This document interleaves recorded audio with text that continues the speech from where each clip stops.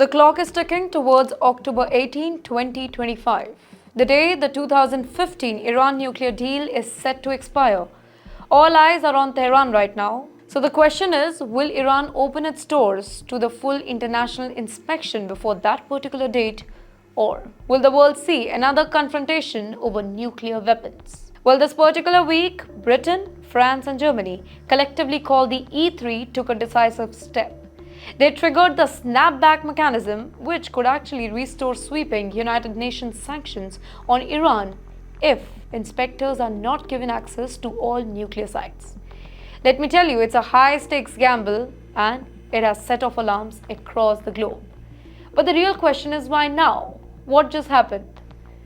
Well, the drawback is really tensed. In June, Israeli airstrikes backed by the United States strikes crippled several Iranian nuclear facilities. In the meantime, international inspectors from the IAEA had to leave.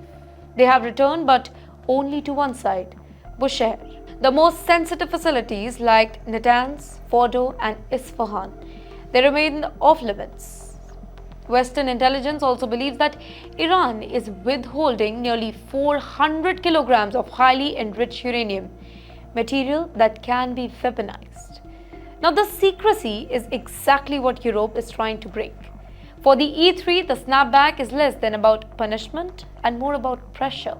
It is their way of forcing Iran back its compliance, using the United Nations system to restore sanction on arms sales, oil shipments and trade. Well, if they succeed, then Tehran's already battered economy could collapse further. But Iran is pushing back, and that too really hard. Leaders in Tehran have rejected the move, claiming Europe has no legal authority and warning of a proportionate response if sanctions return. This movement captures Iran's dilemma here, the government facing internal anger after the June attacks, but unwilling to bend under international scrutiny. For Europe, well, for them, the risk is equally sharp. Snapping back sanctions now could close the doors to future diplomacy. Yet, waiting too long could allow Iran to advance its nuclear program unchecked. So, as October approaches, the standoff deepens. Will Iran finally grant inspectors access to every single site?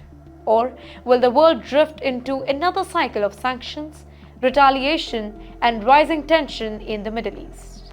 Well, here, the answer will decide not just the future of one nuclear deal, but the balance of power far beyond the Middle East.